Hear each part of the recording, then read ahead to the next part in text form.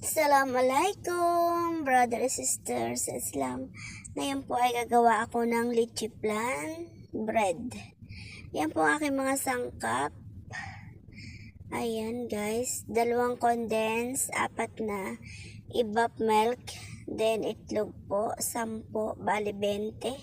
Bali 20 itlog, ayan, minix together with 1 cup sugar. Tapos ayan po yung sugar na aking ginawang tinunaw sa isang maliit na kaserola. Tapos nilagay ko dyan. Ayan na nga guys, nakagawa na tayo ng lychee flan. At ayan na, gagawa ako ng tahin ng dough. At yan guys ang ginawa ko, nilagay ko lang yan sa dough na aking minasa. At yan na nga guys yung finished product. Sobrang sarap guys, ang dami nang nakasabi ng masarap na mga amo ko. Ang sarap-sarap, bagong model, o diba? Bagong tikim nila.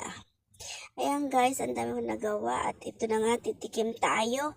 Ayan guys, yung aking unang niluto, tinikman namin ang lychee flan na ginawa ko. At ayun na nga guys, perfect naman. Siyempre matamis yun, parang siya matamis nung una. Pero nung huli wala na, nag-divorce na rin. By the way, ang sarap talaga ng aking lychee flan.